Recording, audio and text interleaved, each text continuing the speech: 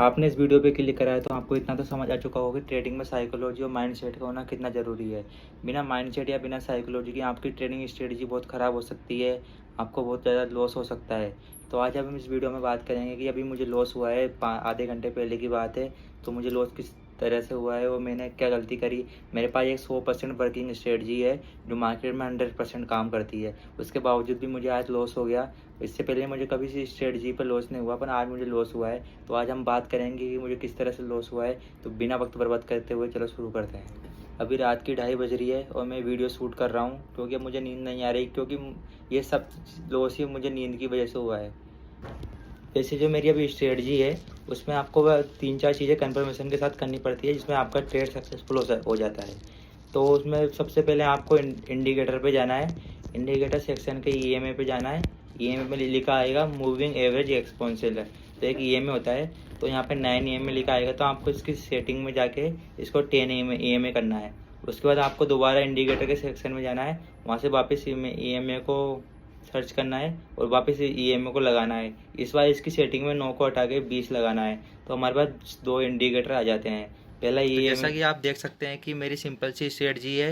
यहाँ पे लिखा हुआ है, इसका मतलब है कि हमें सबसे पहले इंडिकेटर में जाके 10 ईएमए और 20 ईएमए को अप्लाई करना है। उसके बाद जब 10 ईएमए 20 ईएमए को नीचे से ऊपर की तरफ क्रॉस करे, तब अगर 5 मिनट के टाइम फ्रेम में हमें देखना है। जब 10 ईएमए और 20 ईएमए के प्राइस लगातार कंसोलिडेट कर रहा हो और लगातार बहुत ऊंची बहुत हाई रेंज तक आगे जाता जा रहा हो, उसके बाद जब प्राइस वापस 10 ईएमए और 20 ईएमए को क्रॉस करे, लेकिन 10 और 20 ईएमए एक दूसरे को क्रॉस नहीं करनी चाहिए। उसके बाद जब प्राइस वापस पुल बैक दे तो हमें उस पर एंट्री करनी है।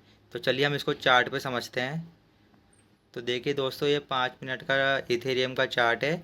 अब इस पर हम हमारी स्ट्रेटजी को समझते हैं। तो सबसे पहले तो मैं इन सारे इंडिकेटर को हटा देता हूँ।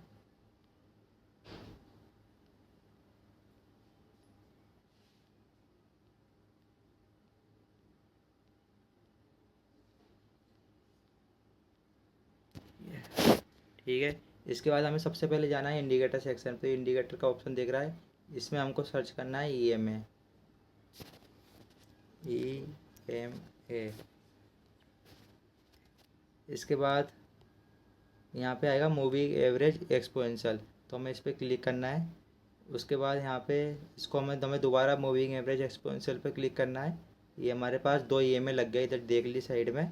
तो हमें पहला 9 ईएमए इसकी सेटिंग में जाना है और ये जो 9 ईएमए इसको हमें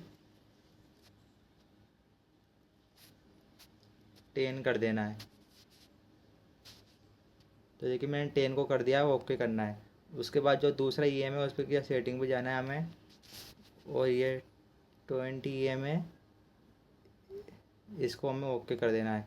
तो हमारे पास 2 इंडिकेटर आ गए, 10 ईएमए और 20 ईएमए। ठीक है, उसके बाद हमें 5 मिनट का टाइम फ्रेम इथेरियम का ट्रेड है। तो मैं आपको बताऊंगा कि होता क्या है इसमें और स्ट्रेटजी क्या है। फिर हम स्ट्रेटजी को सिंपल समझते हैं, उसके बाद मैं बताऊंगा कि हमें मेरे ट्रेड में लॉस कैसे हुआ है। तो अब हमें इसमें करना क्या होता है, जैसे ही ये 10 ईएमए और 20 ईएमए का क्रॉस हो, पहले हम इसको ईएमए के कलर को अलग अलग कर लेते हैं। इसको मैं 10 ईएमए के कलर को ब्लू है, तो मैं इसको ये कर तो मैं इसको पिंक कर लेता हूँ। तो ये पिंक हो गया। ठीक है, तो ये पहला वाला ऊपर जो लाइन चल रही है वो है 10 ईएमए और नीचे वाली है वो है 20 ईएमए। तो देखिए पहले यहाँ पे इसने प्राइस ने 10 ईएमए और 20 ईएमए को क्रॉस करा। उसके बाद जैसा कि मैंने आपको बताया था कि प्राइस सबसे पहले 10 ईएमए 20 ईएमए को नीचे से 10 ईएमए 20 ईएमए को नीचे से ऊपर की ओर क्रॉस करना चाहिए। तो जैसा कि यहाँ पे 10 ईएमए ने 20 ईएमए को नीचे से ऊपर की ओर क्रॉस करा। उसके बाद लगातार प्राइस 10 ईएमए 20 ईएमए के ऊपर लगातार बहुत ऊंची रेंज तक चलना चाहिए। तो देखिए कम से ये कम से 40 पिप्स तक, हाँ 40 पिप्स तक ये ऊपर की तरफ प्राइस रहा है। इसके बाद जब मार्केट नीचे रिवर्स हो और 10 और 20 ईएमए का क्रॉस ना हो, तो ये देखिए मार्केट यहाँ पे वापस रिवर्स हुआ है, बिना 10 और 20 ईएमए का क्रॉस नहीं हुआ। उसके बाद वापस मार्केट वापस पुल बैक करे, तो यहाँ पे वापस ये पुल बैक कर रहा मार्केट, तो हमें यहाँ पे एंट्री लेनी है और हमारा जो प्रीवियस स्विंग आई है तो उसके ऊपर का हमारा टारगेट रहेगा। तो ये देखिए यहाँ का प्रीवियस स्विंग आई तो हमारा टारगेट था। अब मैं बताता हूँ कि मेरे को लॉस किस तरह से हुआ है। तो जैसा कि मेरी स्ट्रेटजी है तो उसके अनुसार मार्केट वापस पहले नीचे आना चाहिए। ये मार्केट इस जगह नीचे आ गया। इसके बाद जब मार्केट वापस इसको क्रॉस करे तो मार्केट ने यहाँ पे क्रॉस करा तो मैंने यहाँ पे एंट्री ले ली। अब मैंने यहाँ पे एंट्री ली तो मेरा टारगेट था ये जो स्विंग आई है इसका ऊपर का टारगेट था मेरा। और जो मेरा स्टॉप लॉस था वो कुछ, तो जैसा कि आप देख सकते हैं कि इस तरह का मेरा टारगेट रहता है जिसमें मैं जो प्रीवियस हाई रहता है उसके ऊपर का मैं टारगेट रखता हूँ और प्रीवियस लो रहता है उसके नीचे का मैं स्टॉप लॉस रखता हूँ। तो ये देखिए मेरे कम से कम एक रेटियो 2 का मतलब अगर मुझे 100 का नुकसान हो रहा है तो मुझे 200 का प्रॉफिट होगा। इस हिसाब से मेरा टारगेट रहता है। अब होता क्या है इसमें कि रात की 2:30 बजे मेरा रेट ट्रेड रहता है तो मुझे उस टाइम नींद आ जाती है। अब नींद आने लगती है तो मैं इस सोचता हूँ कि अभी मार्केट इस टाइम कंसोलिडेट कर रहा है तो मैं इसको छोटा कर देता हूँ स्टॉप लॉस को इस जगह, और मैं इसको इतना नीचे ले जाता हूँ। मैं इसको ये जो लास्ट कैंडल होती है उसके नीचे लेके जाता हूँ। और उसके बाद मैं थोड़ा फ़ोन को बंद कर देता हूँ। तो मैं देखता हूँ कि जैसे मैं आधे घंटे बाद उठता हूँ तो मुझे पता लगता है कि मेरा स्टॉप लॉस हिट हो गया। तो मैं स्टॉप लॉस की वीडियो हुआ ये हम देखते हैं। ये देखिए प्राइस ने एक रेड कैंडल बनाई जिसने मेरे स्टॉप लॉस को हिट कर दिया। इसके बाद जस्ट मेरे स्टॉप लॉस को हिट करके मार्केट ने देखिए कितना बड़ा स्ट्रक्चर तैयार किया और देखो कितना बड़ा टारगेट दे दिया और अभी तक देखो कितना ऊपर टारगेट जा रहा है।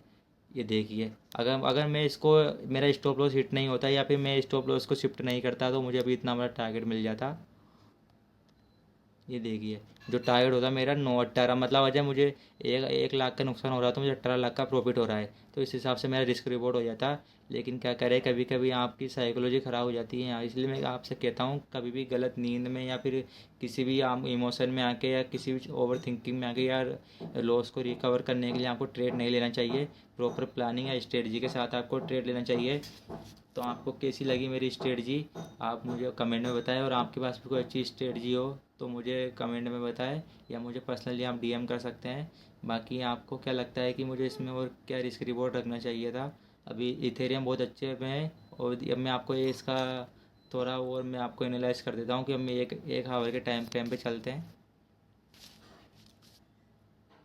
ये 1 हावर के टाइम फ्रेम पे चलते हैं तो यहाँ पे देखिए यहाँ पे इथेरियम एक रेजिस्टेंस पे था और मैंने यहाँ रेजिस्टेंस पे बिल्कुल ट्रेड उठाया था। ये देख सकते हैं ये 1 हावर का टाइम फ्रेम है। ये देखिए मैंने इस जगह ये अपना ट्रेड है तो मैंने इस जगह ट्रेड उठाया था। मुझे 100% बिलीव था कि यहाँ से इथेरियम ऊपर जाएगा क्योंकि यहाँ रेसिस्टेंस बन रहा था। रेसिस्टेंस के पास इथेरियम बहुत देर तक कंसोलिडेट कर रहा था और जब मुझे पता था कि सिडनी सीजन स्टार्ट होने वाला है। अब आपको मैं बता दूँ कि मार्केट में 4 तरह के सेशन होते हैं। पहला होता है London session, New York session, Sydney session और एशिया सेशन। ये चारों सेशन मार्केट में अपना इफेक्ट डालते हैं। जब ये चारों सेशन स्टार्ट होते हैं तो मार्केट में हाई वॉलिडिटी होती है। हाई वॉलिडिटी का मतलब है मार्केट में बहुत सारे लोग ट्रेड करते हैं तो उसमें बहुत ज़्यादा स्टॉप लॉस हिट होने के चांस रहते हैं, टारगेट मिलने के चांस होते हैं। तो अभी 4-3:30 बजे सिडनी सेशन स्टार्ट होता है रात में, इंडिया के रात के टाइम। तो इंडिया के टाइम के हिसाब से रात की 3:30 बजे सिडनी सेशन स्टार्ट होता है जो ऑस्ट्रेलिया का सेशन होता है। तो वैसे मुझसे आज ये गलती होगी तो इस गलती की वजह से मुझे 20,000 का नुकसान हो गया। अगर ये गलती नहीं होती तो अभी मुझे 1,60,000 का मेरा प्रॉफिट चल रहा होता। पर कोई बात नहीं, ट्रेडिंग है, चलता रहता है। ये एक लाइफ का एक पार्ट है, लाइफ नहीं है। तो वैसे मेरे से गलती हुई है तो आप बताइए आप और कोई कैसी लगी वीडियो और आपको ये स्ट्रेटजी कैसी लगी। आप इसको बैक टेस्ट करिए, आप कम से कम 100 चार्ट पे इसको देखिए और एनालाइज करिए और मुझे बताइए कि आपका रिस्क रिवॉर्ड रेशियो कितना है। बल्कि आपको इतना तो समझ आ चुका होगा कि स्ट्रेटजी कितनी अच्छी हो, कितनी अच्छी आपकी प्लानिंग हो, लेकिन अगर आपका माइंडसेट या साइकोलॉजी ठीक नहीं है तो आपको लॉस होना ही होना है। क्योंकि मार्केट सबको एक जैसा दिखता है, मार्केट का चार्ट सबको एक जैसा दिखता है। लाखों लोग ट्रेड करते हैं, सबको एक जैसा चार्ट दिखता है, लेकिन लाखों लोगों की सबकी साइकोलॉजी अलग अलग होती है। सबको प्राइस एक्शन आता है, सबको एसएमसी आता है, सबको ब्रेकआउट रिवर्सल सब आते हैं। लेकिन जिसको नहीं आता वो भी सीख जाता है। लेकिन सबकी साइकोलॉजी अलग होती है और मार्केट चलता है लिक्विडिटी और साइकोलॉजी से। मार्केट हमेशा स्टॉप लॉस खाने के प्लान में चलता है।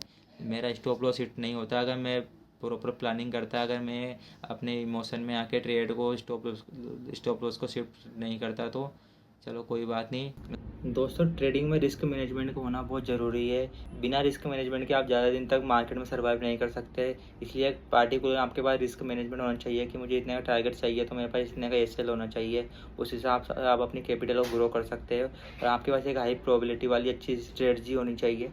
दोस्तों, अब आप वीडियो में कमेंट करके बताओ मेरे को कि मुझे इस रिस्क मैनेजमेंट को किस तरह फॉलो करना चाहिए, या कि मेरी गलती है या फिर माइंडसेट का खेल है, या फिर अगर आप मेरी जगह होते तो आप क्या करते और आप इस चीज़ को कैसे भूलते और आपको कौन कौन सी सावधानी रखनी चाहिए।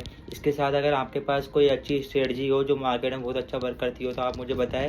मैं उस पर भी एक डिटेल वीडियो बनाऊँगा और आपको बताऊँगा कि मैं उस स्ट्रेटजी पर किस तरह काम कर सकते हैं।